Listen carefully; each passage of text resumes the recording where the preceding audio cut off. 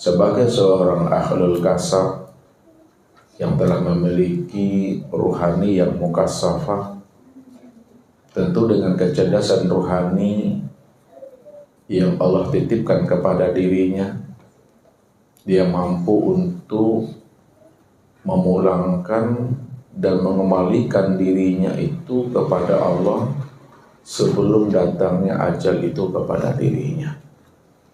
Inilah sebenarnya yang Allah harapkan kepada setiap hambanya untuk bersegera memulangkan kembali akan dirinya itu kepada Allah sebelum usia umurnya itu habis meninggalkan tubuh jasmaninya. Apa kata Allah? Wa anibu ila rabbikum wa aslimu lahu min qabli ayyatiyakumul azab summa la tunsarun. Dan kembalilah kamu kepada Allah. Bagaimana cara kita bersegera untuk kembali menemui Allah? Wa aslimu lahu min qabli ayyatiyakumul azab. Yaitu dengan cara serahkanlah dirimu zahir dan batin kepada Allah itu sebelum datangnya azab kepada dirimu. Summa la tunsarun.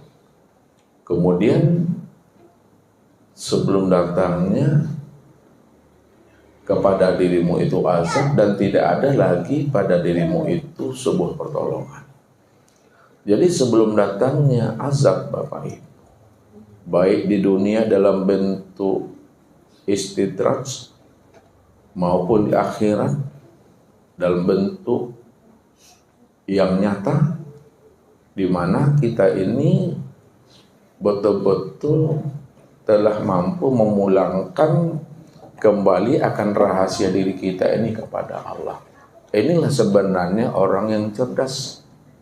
Ya, orang yang cerdas itu adalah orang yang mau menilik dan memikirkan akan dirinya, bagaimana dirinya itu bisa selamat pulang dan kembali kepada Allah.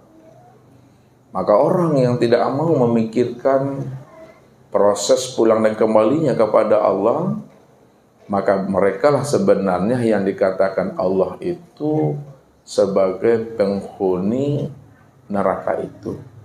Allah katakan apa Bapak Ibu? Walaqad zaraqna li jahannama katsiran minal jinni wal ins. Sesungguhnya kebanyakan daripada isi neraka itu, kata Allah, adalah terdiri daripada bangsa jin dan bangsanya manusia. Kenapa bangsa jin dan pada bangsa manusia ini yang banyak isi neraka? Karena memang jin dan manusia itu diciptakan oleh Allah, dijadikan Allah untuk mengabdi, untuk ibadah, dan untuk mengenal akan dirinya.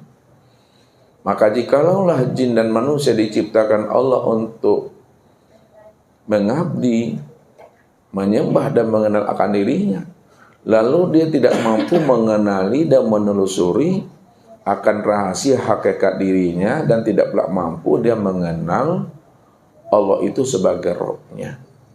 Maka pantaslah kata Allah, kebanyakan daripada isi neraka itu adalah jin dan manusia. Itu disebabkan apa? Lahum qulubun la yafqahuna biha. Mereka kami beri namanya hati, kami beri namanya ruhani, kami beri namanya rasa, kata Allah. Tapi dengan hati ruhani dan rasa yang Allah berikan kepada diri mereka, mereka sendiri tidak mampu memahami dan merasakan akan kehadiran Allah itu yang menjadi rahasia dirinya. Padahal Allah sendiri telah menyampaikan kepada kita ini, wa fi anfusikum afala tubsirun. Diriku ini telah wujud, diriku ini telah zahir, diriku ini telah menjadi rahasia dirimu. Kenapa kamu tidak pahami, kata Allah. Jadi kalau Allah itu telah wujud, telah zahir, telah menjadi rahasia diri kita, ya, yang mananya sebenarnya, ya, diri Allah itu yang telah zahir, yang telah wujud pada rahasia diri kita ini. Ini yang mesti dipikirkan. Ini yang mesti dipahami, ditilik, dan disilau ke dalam diri kita ini. Kalau kita tidak mau menilik dan menyilau akan rahasia diri Allah yang wujud pada diri kita, maka itu salah satu mereka itu sebagai penghuni neraka. Yang kedua, kata Allah, walahum azanun la yasma'una biha. Mereka juga kami beri namanya pendengaran. Tapi dengan pendengaran yang kami berikan kepada mereka, kata Allah, mereka tidak mampu mendengar, mengambil hikmah dan iktibar tentang ayat-ayat kami, tentang kewujudan kami pada diri mereka. Padahal dari ujung rambut sampai ujung kukunya itulah bukti ayat-ayatku, kenyataan dan kezahiran diri aku, kata Tuhan. Kulit, daging, urat, tulang, itu adalah ayat-ayat Allah. Tapi mereka tidak mampu memahaminya, tak mampu mendengarkannya, ayat-ayat Allah yang telah nyata itu. Maka ada ayat Allah yang sifatnya qauliyah, itu Al-Quran, dan ada ayat Allah yang sifatnya kauniyah, itu yang tidak ada huruf, itu tidak ada namanya barisnya, tidak ada harokahnya, tidak ada titiknya, namun bisa dibaca, Bapak Ibu. Itulah yang dikatakan namanya Al-Quranul Azim.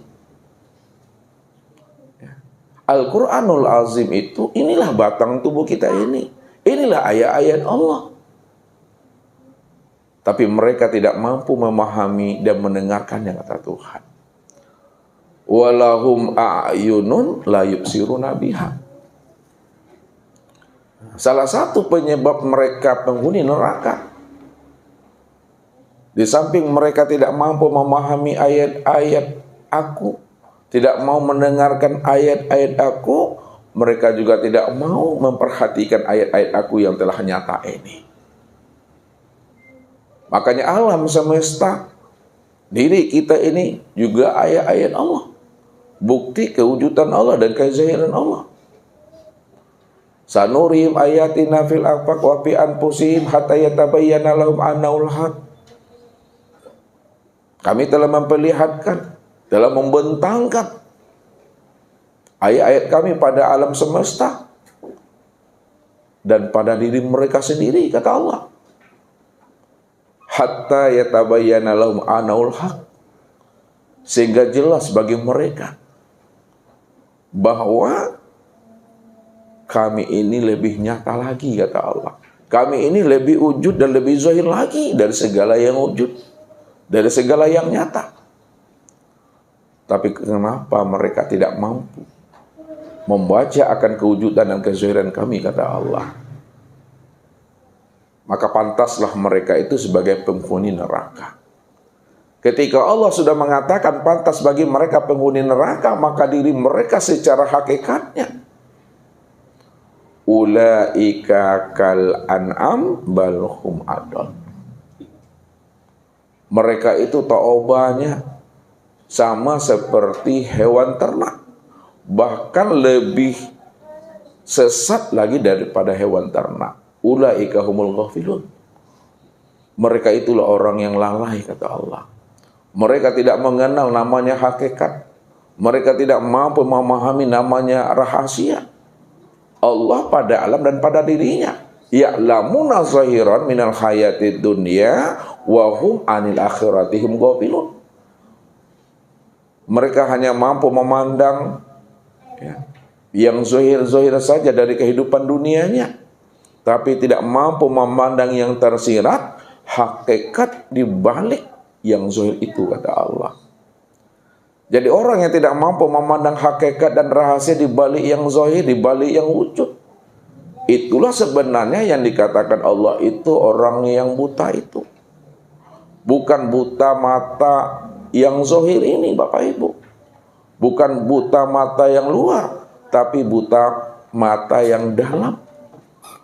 Buta mata yang dalam Itu maksudnya buta hati mereka untuk mengenal akan Allah itu. Ini yang dijelaskan Allah dalam surat Bani Israil ayat 72. Dan diperjelas Allah dalam surah Al-Hajj ayat 46. Wa man kana fi hazil aqma fa huwa fil akhirati aqma wa adallun sabila. Barang siapa yang buta di dunia, pasti dia buta di akhirat. Wa adallun sabila, dan tersesatlah akan dirinya, kata Allah.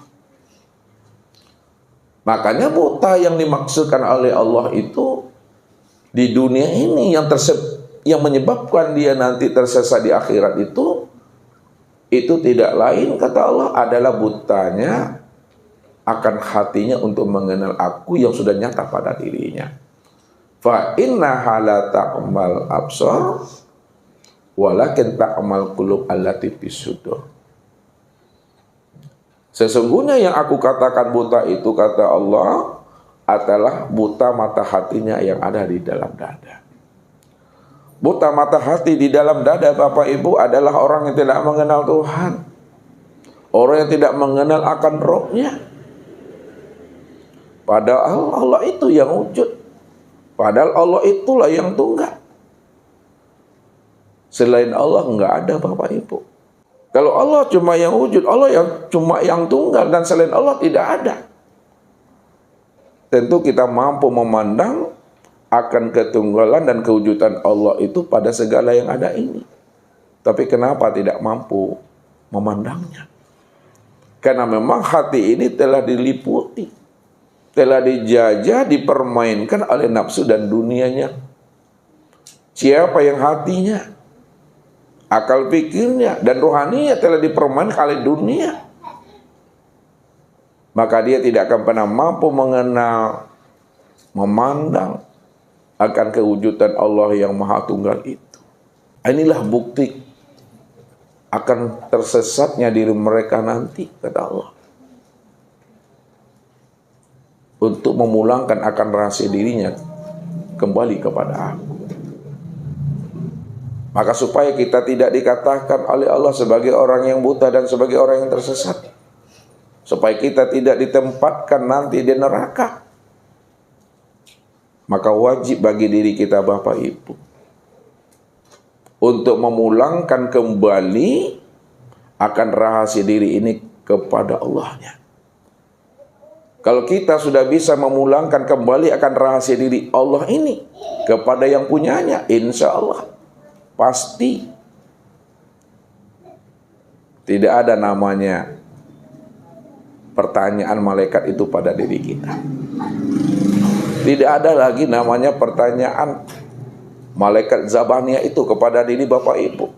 Apa yang mau ditanyakan lagi? Semuanya telah kita serahkan kembali kepada yang punya. Yang punya diri itu adalah Allah. Maka kembalikan sesegera mungkin, sehingga tidak ada lagi pertanyaan-pertanyaan itu bagi diri kita. Tapi kalau kita tidak mau memulangkan dan mengembalikan sesegera sebelum datangnya ajal, pasti kita akan ditanya. Karena kita tidak mau memulangkan amanah itu kembali kepada Tuhan.